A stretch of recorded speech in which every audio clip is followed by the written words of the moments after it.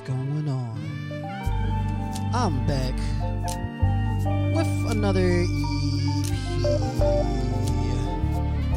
Here I go.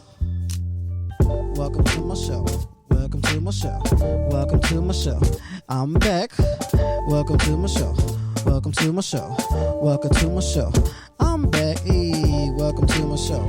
Welcome to my show. Welcome to my show. You know who it is. I'm the Fox, and I'm back to write the mock. Not the mic. Write the mic. That's how you say it. Hey, turn my headphones up. No. Turn the left one up. I'm saying rock the mic. I couldn't hear myself. Okay, that's good. Yeah, that one too. Okay. Yeah. Let's get it cracking. Let's get it cracking. Don't bring your kids. Yes. What is good? What is up? It's your boy, the Fox, and I'm bringing you another special EP live with just myself, and I'm about to bring another special guest onto the show. His name is Mr.Canady. He was a teacher that used to teach me back in high school, my senior year at Eastwick Academy. We're going to bring him on and, talk about the lives of a black male teacher in the educational system. We're going to give him a call real quick. Stay tuned and be ready. Here we go. Let's get it popping. He should answer the phone. Hello. Hey, what's up, Mr. Kennedy? Hey, Malachi. How's it going, man? Pretty good. How about you doing? How about yourself? How you doing? I'm doing well. Thanks for asking. Hey, that's good. I definitely want to say, first and foremost, before we get started, thank you for taking the time out to come out on the show and give us an insight, as this episode entails, like I said before I called you, the insight of a black male teacher in the educational system in today's society. I just want to definitely take the time out and say I appreciate you taking this small little time out your day, out your night, to talk to my viewers and give them an insight of what's going on. No problem. I'm so humbled that you asked me, man. No doubt. So before we get started, ladies and gentlemen, remember, Crown the Fox is brought to you by Banana Man Clothing Line. That's bananaman.com/thefox. Buy my t-shirts and my hoodies. I got hopefully get some more stuff up there as we go along into the next season. That's going to be fall, then going into winter season. So let's get it started with the questions. So tell my little viewers, a little bit about yourself before we get into it. I know they want to hear about, Mr. Canady himself and, his little bit of his background. Okay, cool. Well, I guess I can start with where I was born and raised. I was born and raised in Kinston, North Carolina. Okay. I'm a country boy. So I was born and raised there. And, throughout school, I've always been fascinated with teachers. I had some amazing teachers as I was growing up. Mm-hmm. And a lot of them were very impressionable on me. So I knew at some point in time that I would probably pursue being an educator. So I ended up going to Barton College in Wilson, North Carolina. And I started out being a history major because I wanted to teach history in high school. However, one of my professors changed my mind because he was so boring. So I was like, I don't think I can do history. So I was talking to one of my friends, and she was like, you know what, Ken? She said, I think you would do good at teaching English. And so I finished my degree there at Barton, and then later on, back in 2015, I started the process of getting my master's degree in supervision and administration. I now reside in the Raleigh area. I've been in this area since 2011. I've been teaching for 13 years now. I love what I do. I love the impact that I have on students. I'm a church man, so I'm in church most of the time as well. So I got a lot going on. I'm working on writing 2 books and I actually just launched my own panel and Facebook Live session, and it's called Black Educators Talk. So it's just amazing that you hit me up and asked me about this opportunity, because at the same time, I was just launching my own panel where I have discussions with Black educators across the world and talking about our impact and some of the concerns we have in our society. So let me ask you this, from some of the concerns in society, and I know one of the biggest concerns is now going back into school and teaching younger kids in a virtual setting. What's one of the major issues that you have with that? Well, of course, any teacher that teaches from the heart and is passionate about their career, Mm-hmm. they would rather be face to face with their kids. Right. But none of us in society as of right now has ever lived in a pandemic. We've only heard of pandemics. Okay. So right now, my take on it is I'd rather be safe than sorry. Right. Virtual learning, it can be what you make it. I'll put it that way. I understand that there are some families, that's struggling to make sure their child is logging on and things of that nature. But we're just in a situation right now where we have to do what we have to do in order to ensure success on both ends. Not only are our children getting an education, but they're also remaining safe and healthy. Right. Because we don't want to cause any of our students or anyone to get sick or anything of that nature. Like, again, it's not the ideal situation, but right now this is probably our best hope right now that, we keep everybody safe. I miss the interactions I have with my students, I'm always high-fiving and dapping, fist bump, elbow bump, but I can't do that right now. And we have to understand where we are currently. So I'm just rolling with it, man. And again, any teacher that is passionate about it, although they missed it, they're making the most out of what we're doing right now. I have never been so tech driven. I told my students just the other day, I am dedicated to making this virtual experience the best experience you will ever have. So my job and my role as a teacher does not change, although I cannot be in the setting that I desire to be in. That's true. That's true. That's definitely true, and that's very deep. I'm glad that you have a lot of passion that comes along with what you do. And ladies and gentlemen, my surprising EP that I dropped last night that I have not dropped yet, I was talking about, you have to love what you do, just like you have to love yourself. And, Mr. Canady is definitely have shown that. And I've witnessed this, just being at a school with him. And he wasn't my teacher, but the fact that he had an influence in that community that was at school showed it was a big part of helping us as young kings as we was coming up to where we are now, where there's a lot of successful people that were underneath his wing that made it far as it is today. You know what I'm saying? Wow. So we definitely appreciate you, and we definitely applaud you. Because it takes a lot to do what you're doing, even as a Black African American male, in today's society as a teacher. You know what I'm saying? Because I'm pretty sure you get a lot of backlash on some stuff. Sometimes I know it's very hard as a male Black African American teacher to teach in today's society. Like, what is one of the biggest issues that you do have as a teacher like that? One of the biggest issues, Malachi, and just let me rewind and say I appreciate your kind words. Always. Some days you kind of scratch your head and wonder if you're making an impact or if you're saying the right thing, if your approach is right. But I always told myself when I went into education and I knew I was going to step foot in a classroom, I said, I'm going to teach every child. I'm going to love every child, right, but I'm going to make sure I impact every Black child, every brown child that comes into my classroom. Because I remember feeling in some classrooms, not all, because again, I had some great teachers, but I just remember feeling in some classrooms as if I was never enough for that teacher, right, or if I just wasn't the right pick for that teacher. And I didn't want any of my students, especially those that looked like me and had the same background as me, I didn't want them to go through that. So I appreciate those confirming words, just letting me know that what I'm doing does work and what I am doing is making an impact. So I appreciate that. But one of the things that I face the most is just that cloud of feeling like I have to prove myself to parents and other staff that don't look like me. Right. A lot of times when people read my emails or they hear my voice, they don't know that I'm Black. So okay.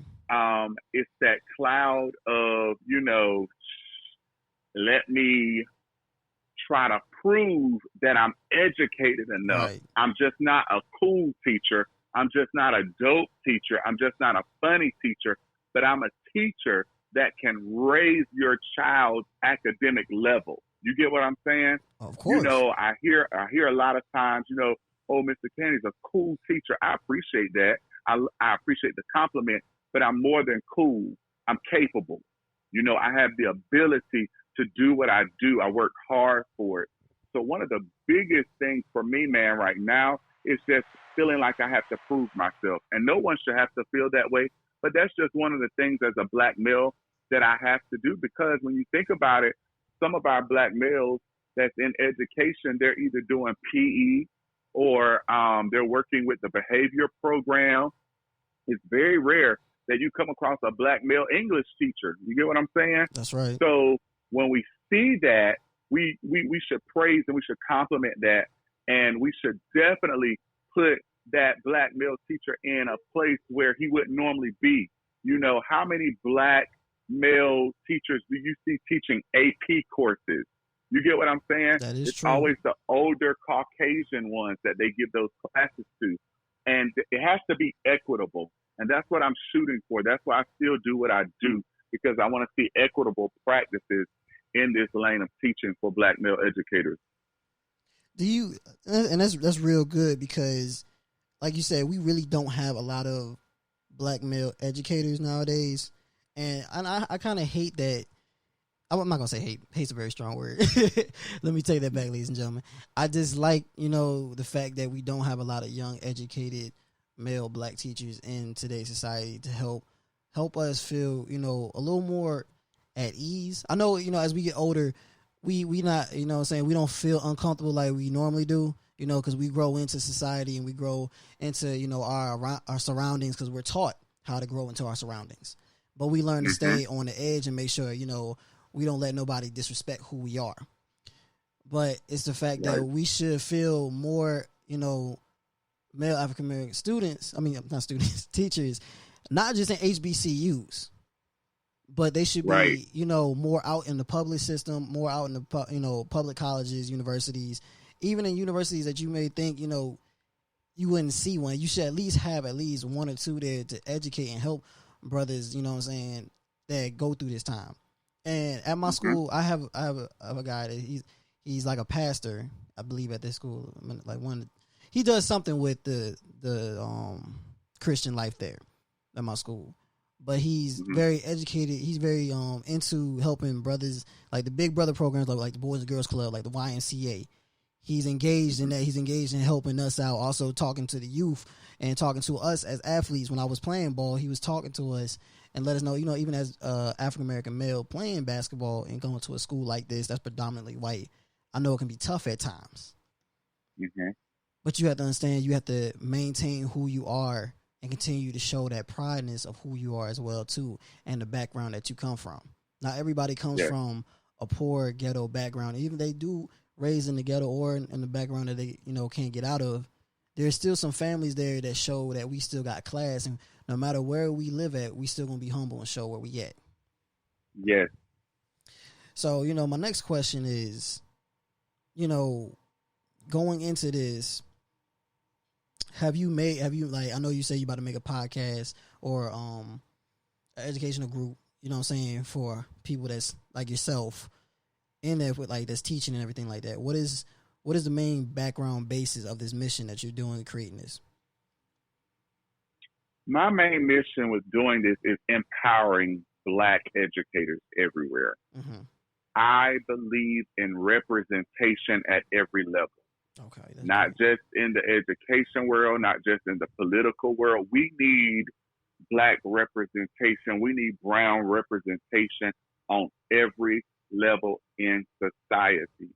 Amen. And my main mission when I actually got the idea to do this Black Educators Talk, I was laying in my living room, I believe it was. Yes, it was my living room. Mm-hmm. And I was taking a nap and I woke up and the thoughts of everything that had just transpired through since March, like the Ahmaud Arbery case. And then right after that, we had George Floyd. And then this story started unraveling even more and more about the Queen Breonna Taylor, who we are still trying to get justice for. Amen. And I thought about all those instances and I was like, what would my response response be if I was actually in the classroom with my students right now, and I teach at a majority white school? Mm-hmm. What would my take be? What would my attitude be if someone were to bring these topics up? Because young people talk. We're dealing with a generation now that's very vocal about how they feel. That is true. Okay. They typically don't hold back. And whether they are straight up racist or whether they're not, they're going to be vocal and honest with you about how they feel. So I thought about that. I said, how can brown and black teachers have an outlet to discuss things that are passionate about us that we can't discuss in the classroom in fear of backlash or in fear that we may be reprimanded because we said Black Lives Matter? So I was thinking of it and I was like, you know what? I need to create something where we do have that outlet. How do we deal with this? What are some methods that you do that could help another black or brown teacher deal with this? And not only that, make our counterparts aware of how we feel. Because a lot of times we walk around with stuff on our heart, Mm-hmm. in our mind, but we don't communicate that to our counterparts. And then they walk around in ignorance, not knowing. So I said, we need this platform so that we can have a voice to say, hey, this is important to us. We need you to listen. We need you to come to the table and listen, not be prepared to respond, but be prepared to listen and understand. And so that's how that came about. And one of the one book that I'm working on, that's something personal Mm-hmm. that I'm doing in my life. But the other one that I'm working on is about how to approach and teach a black or brown child. I know there are probably several manuals and things out there, but you know what? I have something to offer to the world as well. And so I'm putting it on paper about how to build a rapport with a student that doesn't look like you, doesn't sound like you, how we have to get rid of our biases and the cobwebs and the preconceived notions about a child based off their name when we see it on the roster and we haven't even met the child yet. Those are the type things I want to address. Those are the type things I want to put all on the table. So that's what that's about, Malachi. Okay, yo, that's definitely powerful, man. I couldn't even like continue to respond. I just had to in tune deeply into it because, you know, you are right. Just the fact that, you know, it's tough to not have a lot of leaders nowadays and not being able to really think on it. I'm not going to say think on the spot. Have to really watch how you respond, you know what I'm saying, to that type of crowd. Even as an educator, I know that's the toughest thing because like kids at a young age do repeat a lot of things. You know what I'm saying? Right. And that's why I think that's reason why we have a lot of racism, because, you know, the background that people raise these kids from. It's not the kids' fault. Mm-hmm. You know what I'm saying? I truly can't blame the kids all the way, because if you look at the background that they came from and if it shows the same thing as their actions are now, then you see where, you know what I'm saying, the actions come from. Now, the actions come from itself, you know what I'm saying, out of pocket, then that's just, I guess, how he sees it or how she sees it. So, you know, you are right. You got to watch what you say, but not really watch what you say, but present it in a manner that they understand that you got to take it from both sides, not just one side. So, you know, when you look at everything that's going on in today's society and you listen to, you know, how people go on and on about, you know, who's right and who's wrong. As a black male, what is your intake on all of it? Like, what is just your intake on everybody that's trying to pin everybody against each other? You know, Malachi, the area I grew up in it's majority white. I went to schools that were majority white. So even as a child growing up in the 90s, you could feel and you could sense racial tension. It's not a good feeling, especially for a child. to feel as if they're not worthy enough because of the color of their skin, and they have to be talked to every day to motivate them to do their best. Right. And when I look at where we are now, it reminds me of those feelings that I had. I hate the divisive nature that has come alive again or has revived itself in our nation. Anytime a racist or someone who openly discriminates against a group of people feels comfortable doing so, we're in a dangerous place. Exactly. Anytime someone who is racist and has hate and malice in their heart to a certain group of people can hold a seat of power in our nation, we are in a dangerous place. It is uncomfortable. And to be honest with you, I'm tired of it. I'm sick of the divisive language. I'm tired of the hate being spewed out. This is not the America that we should be embracing. If anything, we should make everybody that has that type of hate in their heart feel uncomfortable in America. As I told one of my friends the other day, as a black man, I say this to anybody. I don't care who you are, how powerful you are. There is no room in the world for a racist. You cannot, and I'm been looking and researching about how even some racists are claiming to be devout Christians and saying they believe in God and they love the Lord. There's no way you can be a devout Christian and have hate in your heart towards another race. I'm sorry. There's no room for you here. There's no room. And until we have that type of voice as a nation to make these people feel uncomfortable, you know, I scratch my head on what's going to come. Because if these past 4 years haven't taught me anything, it's taught me one thing, that everybody has an opinion, and now people that are racist feel emboldened to voice how they feel about you. And we have to be more careful about who we share our thoughts and feelings with, because everybody smiling in our face is not for us, man. I'm telling you, there have been people that I went to school with, grew up with, who have literally removed me from their social media because I speak truth about what's going on in our nation. You know, and that's real deep, because I've heard a lot of people, even on social media, I've seen through my Facebook on timeline, that they said they lost a bunch of people due to what's all going on in today's society. You know what I'm saying? I don't know if I lost anybody. I don't know what's going on, nor do I care, because, you know, that's just them. I respect what they want to do with their life. They want to from, because I'm speaking from knowledge on, you know, what you see in the world. Then, you know, I can't be mad at that. Like, the one thing, you know, on what you said too, and what I read in the quote, a lot of people only argue back because they hear the truth. Exactly. And, you know, what I be seeing from a lot of comments, from hearing from a lot of things, it don't make sense on how certain things go. Because I had a comment on one of the posts I had posted on Facebook, and someone said, when you look at the media, it's going to be like one-sided. I can't remember exactly what he said, but what I said was, the media is going to put everything one-sided regardless.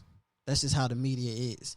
You see, the media would say the little boy was supposed to be an aspiring cop, but he's out there shooting people.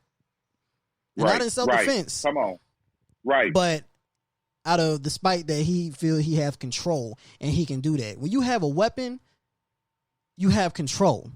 If nobody has heard one of the greatest rappers, I believe, is my opinion, Nas, his song and his album, it was written, you have the power. He talks about him being a gun and a man running around with a gun using that power.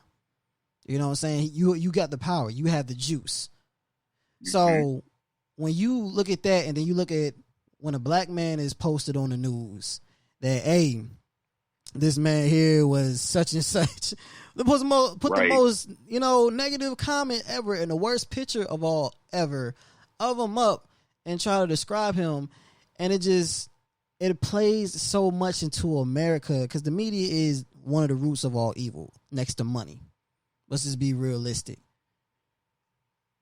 And what I said in the rest of the comment was, you have to understand the reason why it's going to continue to be one-sided is because when you penalize one side and the other side doesn't get the same repercussion, but it gets responded in a positive manner while the one side gets responded in a negative manner, it's always going to turn to one side regardless.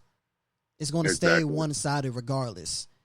So when we get, as black people in America, I can't even say African American no more because I learned that the term was used as in the 80s as African enslaved back in the day.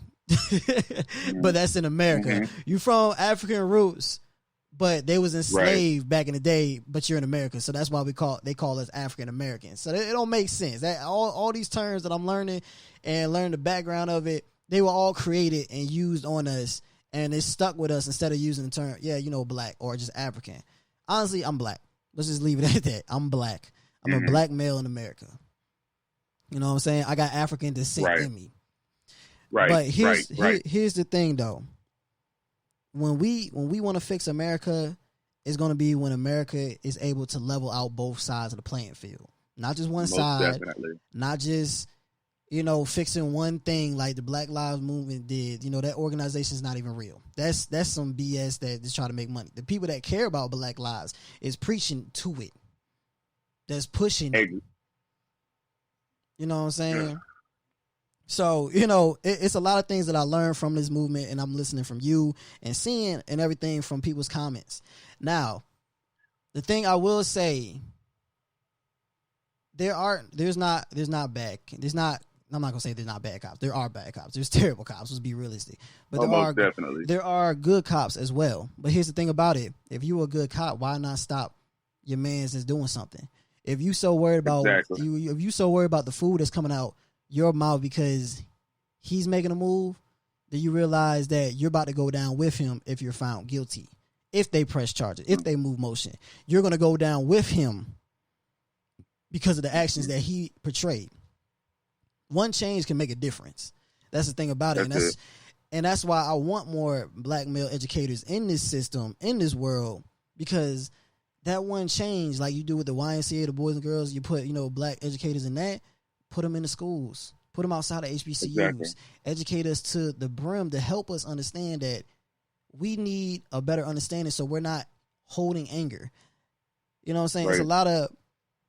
I'm sorry, ladies and gentlemen, going on the rant, but it's very powerful to hear this from a man like Mr.Canady, and then the fact we having a discussion, you have to go on it. When you see black brothers in, these poverties and ghettos and everything like that, they're holding a lot of anger because they see their parents and what they're going through. They take what their parents are dealing with and put it on their shoulders. That's why we have a lot of black young brothers and sisters that turn to athletes to get their parents out of where they at, or get their mothers or get their fathers, single mothers, single fathers, out of that situation into a better home. They put so much stress on themselves, it transpires into the real world, and they become unhappy. Right. You know what I'm saying? What I realized in today's society, mental health has came and hit the wall so hard. Even I went through mental health as well, too. I went through depression. You know what I'm saying? Here and there, it bounces back, but I learned to get through it. Mm-hmm. And I know you probably dealt with a little, hurt as well too. Most definitely. What would you say helped you overcome that depression in the society of being a black male and seeing all this? Malachi, a couple of years ago, I did deal with depression. And I didn't know that I was dealing with depression until I started noticing some physical differences in myself. Mm-hmm. I went to the barber shop one day, and my barber said, I'm going to take a picture of something, and I want to show it to you. And, I'm thinking he's about to take a picture of somebody that's looking foolish in the barber shop or something. and we're going to laugh about it. Right. But he took a picture of the top of my head because I don't know, you have seen my hair. I have like the twist brush cut. Right. So I have, the sponge look. And when he took the picture and he showed it to me, I said, well, who is that? He said, that's you. Man, there was like a patch in my scalp missing hair. It had gone bald. Ouch. And he looked at me. He said, this is my profession. This is what I do. He said, you're stressing about something. He said, that's all that is. He said, this is a stress patch. And I got myself, and it shook me, man. Like, when I got in the car, I was like, what is going on? Well, one of the things that was going on with me was during that time, after I had graduated from receiving my master's, I had gone on interviews, at different schools to be an assistant principal, but no one was calling me back. And I was like, what is going on? You would think that schools or a district that was saying they wanted to embrace diversity and they want to make educational practices equitable for everybody, you would think that they would give a young, educated, nice-looking black man like myself an opportunity. But it seems like doors just kept shutting in my face, closing in my face. And that actually weighed on me more than I actually realized. And so what happened, man, was I had to pull myself together one day when all those doors closed. And finally, I shook myself. I said, Terrence, go do what you know to do best, and that's teach until the right door opens for you. Amen. That day, I opened my laptop. I looked for some teaching positions. I saw one school that was looking. I sent an email, and like within 5 minutes, I got an email back saying, can you come in for an interview? I walked in on the interview, got the job the same day.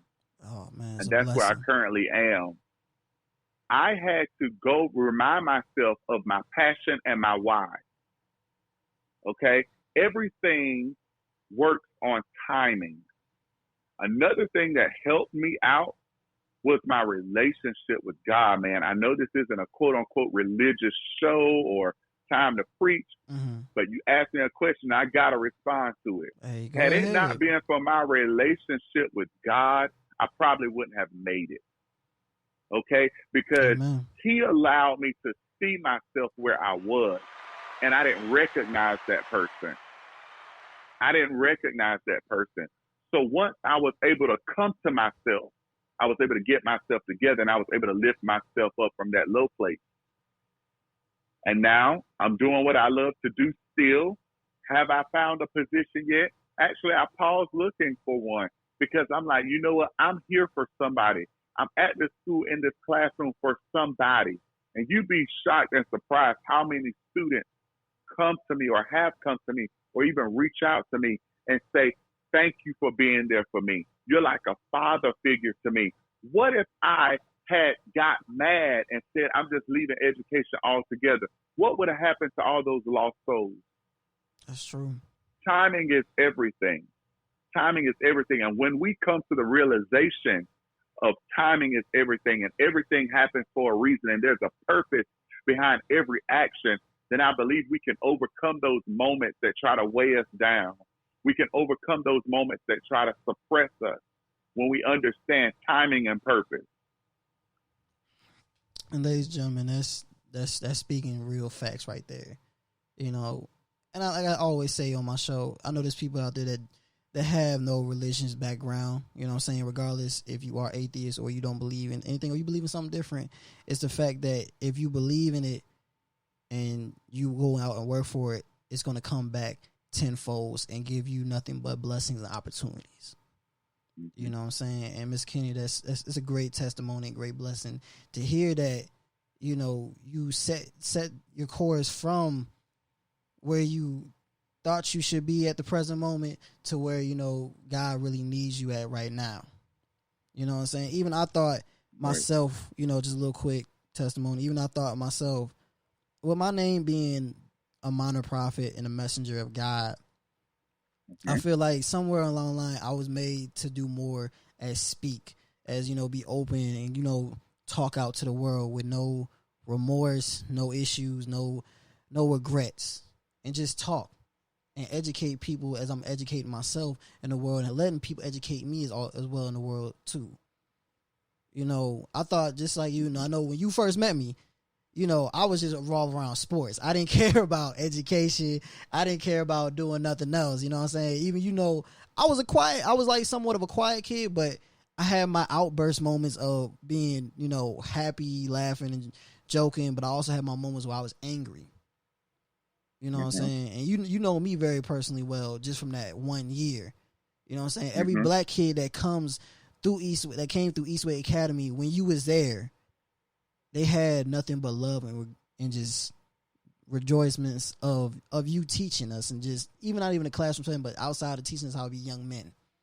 You know what I'm saying? Even with me having father figures, I have my father still in my life, all the other father figures as well too, just like everybody else. You showed up as another father figure, like an uncle as well too, and a big brother to teach us, hey, it's okay. It's okay to talk. It's okay to let out your emotions when you need it. It's okay to open yourself up to new horizons, because sports is just not something as young African Americans is. We're not portrayed. We're not enslaved no more. We're not bound to just playing sports. We have other opportunities, and we have voices that can be heard across, across the world, not just America, but across the world, to get to other people. And like I try to tell people, ladies and gentlemen, on this show, Crown the Fox, when I made this show, it was made to not only talk about sports here and there, or, you know, funny people who have funny interviews, talk shows, comedians, all that stuff, but it's also to get the point across to young athletes in today's America that there's more to life than sports. Not just black kids, or, you know what I'm saying, but every race. Right. You know, every race. It's more than just sports. We're more bound to a ball. We're more bound to a microphone to spit out bars of a rap or sing bars of a song. I'm on the mic to talk and to educate people out in the world and help people understand that y'all can make it. You know what I'm saying? Mr.Canady made it. Look at him now. He's doing something that not only he loves, but it's part of his game plan. And that's why I try to teach y'all, ladies and gentlemen, y'all game plan. So let's get back into the show. You know what I'm saying? How to give a powerful testimony on that, because you gave a powerful testimony, and I got to applaud you on that. That was amazing. Oh, man. You know what I'm saying? I wish I could see your face. You know what I'm saying? I'm working on doing in-person interviews soon, but I wish I could see your face, because that was powerful, man. Truly powerful. I'm glad I was able to tell it. You know, so let's dive a little more in, you know, deeper. As you see these black young brothers coming up, you know, from middle school to where they at now in high school, to go on to college, what do you think is the biggest issue that they face dealing with today's society?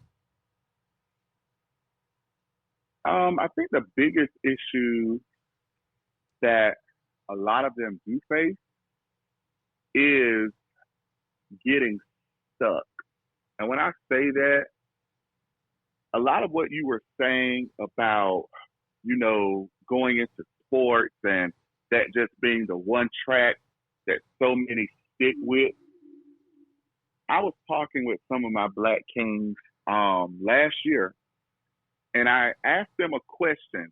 I said, if this does not work out for you playing this sport, what's your plan of action? And they couldn't give me a response. I believe, and don't get me wrong, I love our athletes. I love what they do.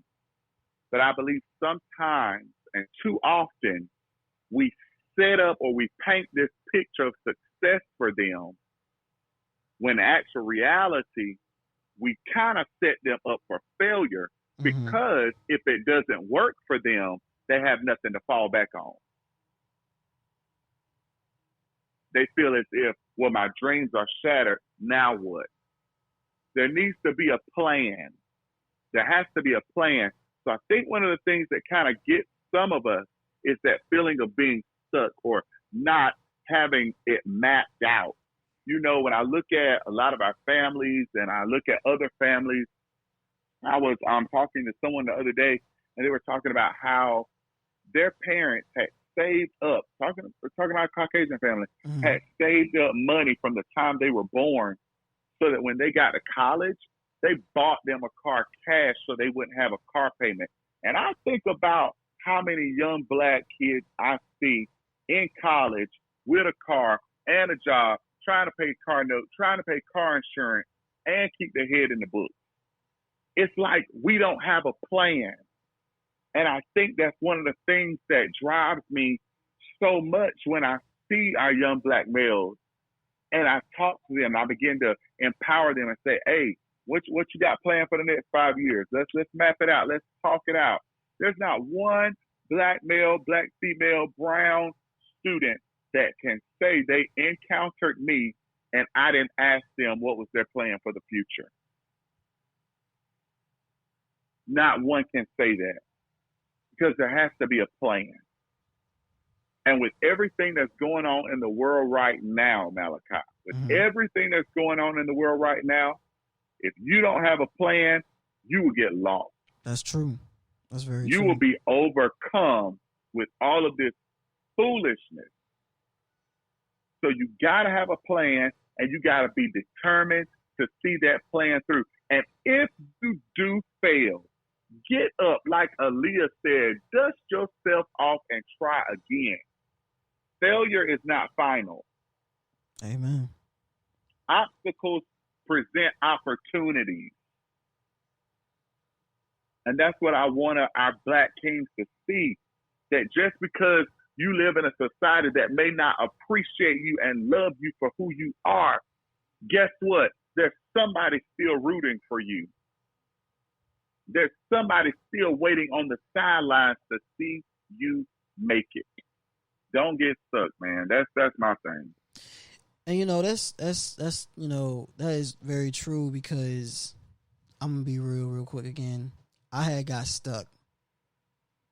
Wow. I got stuck as a kid, and I talked to probably several therapists on this as I got to the stage I'm at now. Even talking to my recent one from over this past semester, the last semester we had before the summer.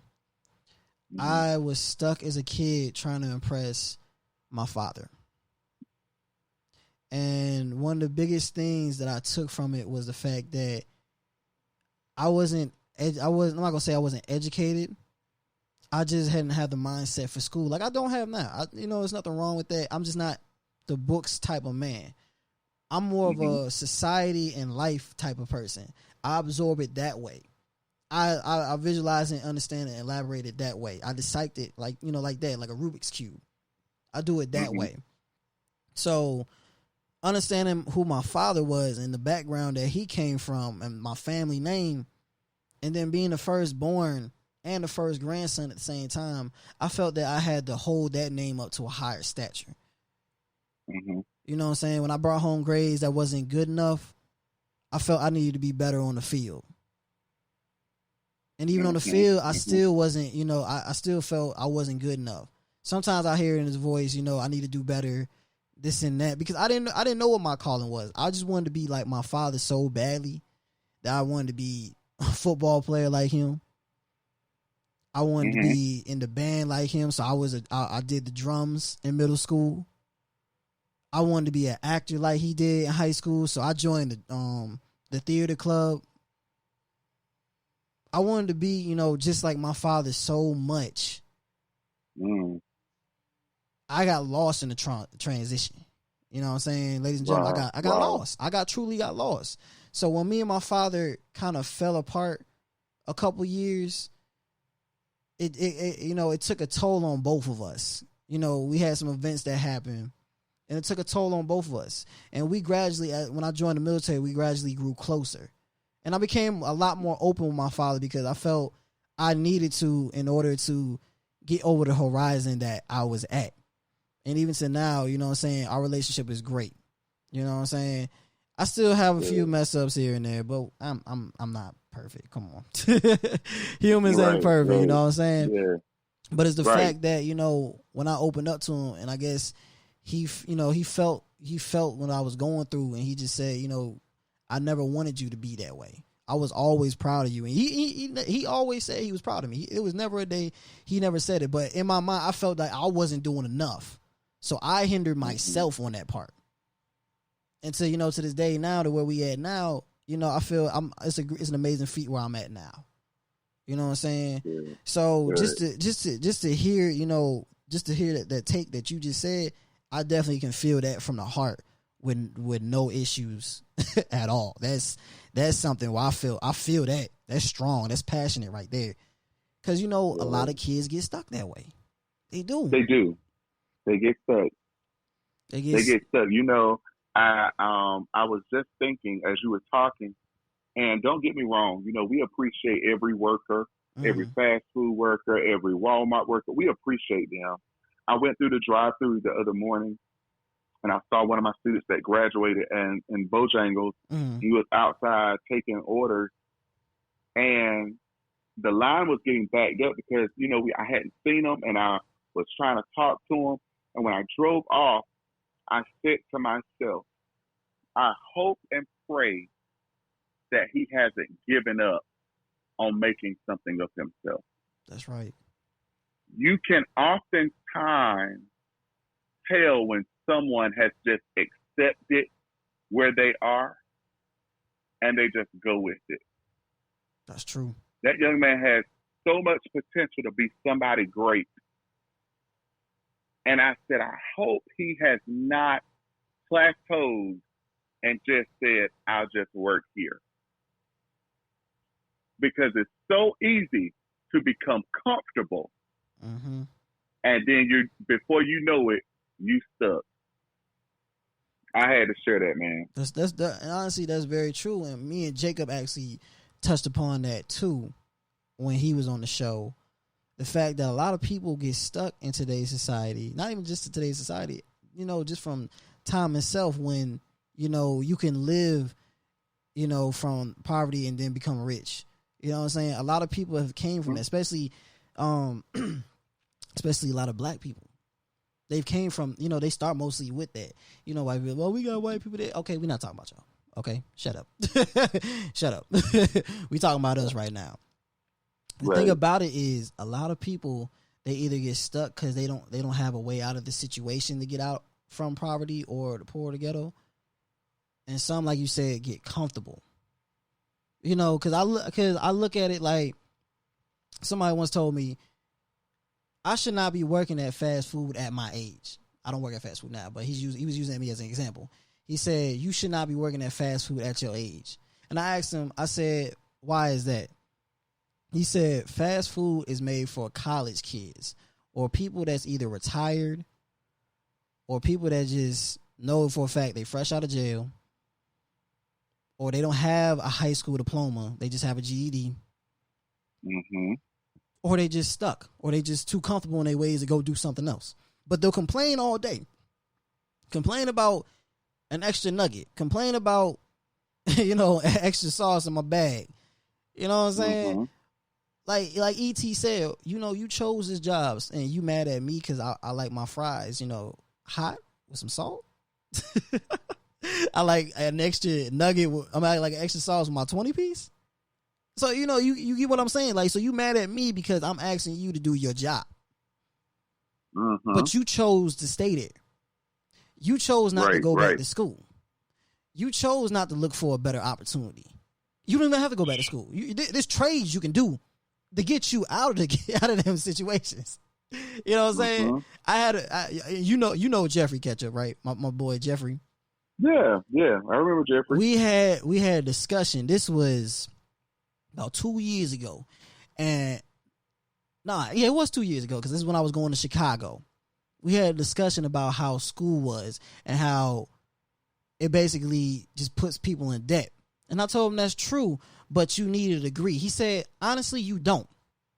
Because there is trades out there that I can go do and make the same money that you making with a degree without having to go to school all them years and put myself in debt. I can be a plumber making more money than you. I can be, an electrician making more money than you. There's other, DeMar is driving trucks. And he's making great money. Because I know truck drivers make great money. He says his father made great money. You don't need to go to school for that. You just need a CDL license. I believe that's right. I don't know too much, but I believe that's right. It's the fact that there's other opportunities that people don't see outside of sports that you can do, or when sports fail, that you can still manage to do. Right. I'm gonna talk for a minute. Slow drop. But it's the fact that there's so many opportunities that people don't see, and I understand, not all them opportunities are gonna hit at once, or they're not gonna be able to be there all at one time. But the thing about it, even like you said, you kept trying until something popped up. You kept going until something kept up. You know what I'm saying? So a lot of people, they quit. They get down on themselves. You know what I'm saying? Right. Like what is one of the biggest things and advice that you think you should tell a young, just a young person in society about how to keep striving? Man, listen. Always keep your dreams in front of you. If you got to write them down, put them in your phone, post them up around your apartment, your house, in your car. Always keep your dreams in front of you. And if you want it, go after it. Amen. That's it, bro. That's it. And ladies and gentlemen, that's the biggest thing. Excuse me. That's the biggest thing that a lot of people don't understand. Like, we'll keep our dreams going when it comes to sports, but then once it all fails, we don't know where else to do. Like, my father told me one time, and this is actually 2 years he told me straight, what are you going to do for basketball? You know what I'm saying? He said, what are you going to do outside of basketball? What are you going to do after basketball cease? You're 24, about to be 25. And he was like, you're 25, about to be 26. And you still not on a court like that.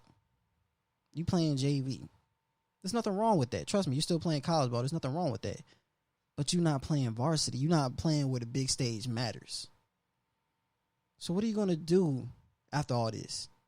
And I kept telling him, I said, I had a couple plans here and there, and he was like, "You not understand what I'm saying."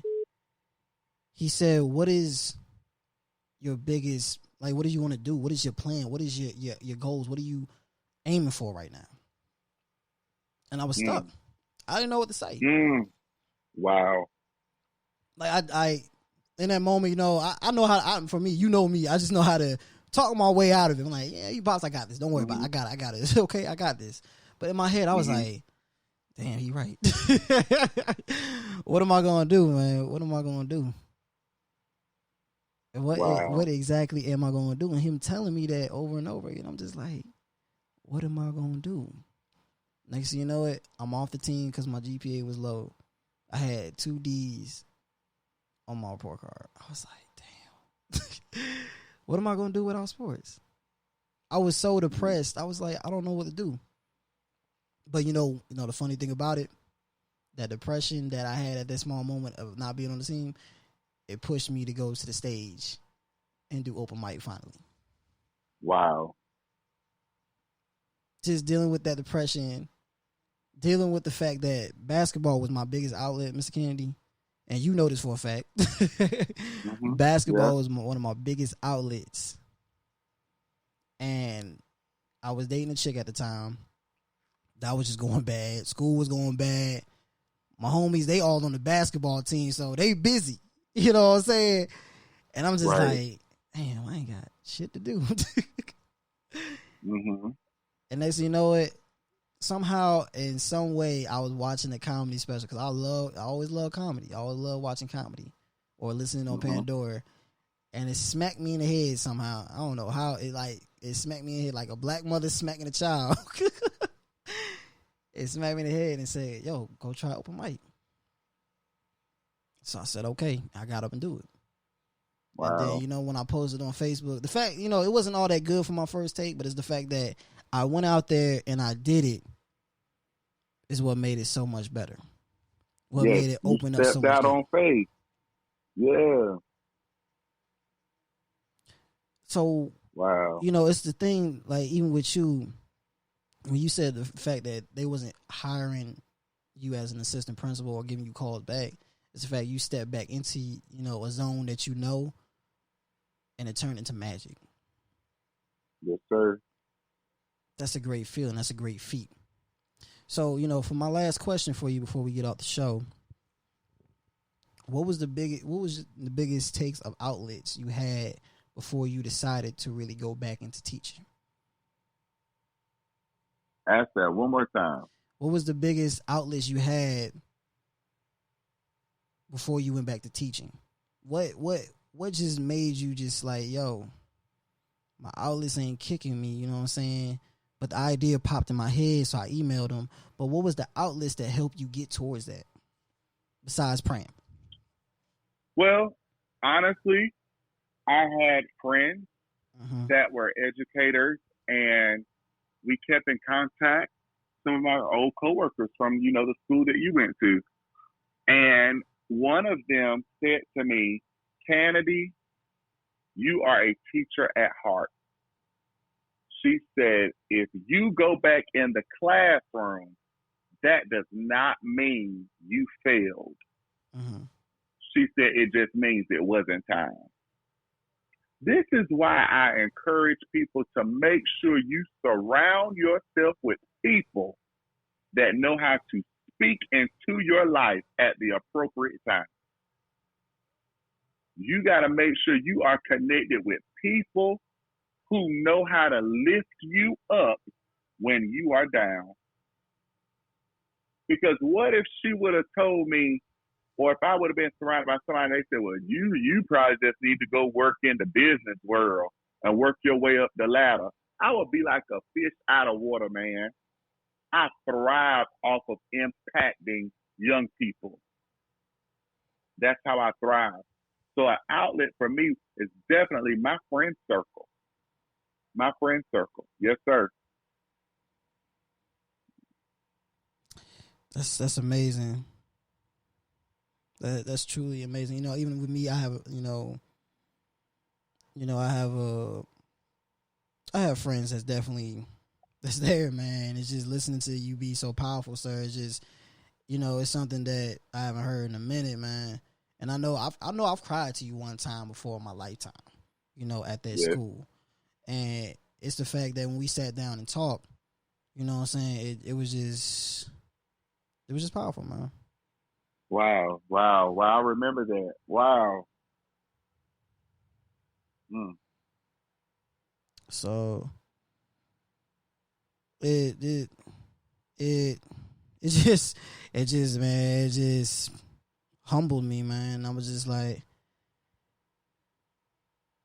I was just speechless, and even now, just listening to you, just still speechless, man. Because it's not a lot of black educators, man. It's just not. And I know people if they are listening to this live audio, they like, why ain't he saying nothing? I was like, I'm speechless. when you that speechless is tough to really say anything, because you have to admire what's being said. And we don't have a lot of voices as black leaders nowadays. We don't. Everybody say they want to be a leader, but who's really voicing the leadership and running the show? Yeah. So it's tough.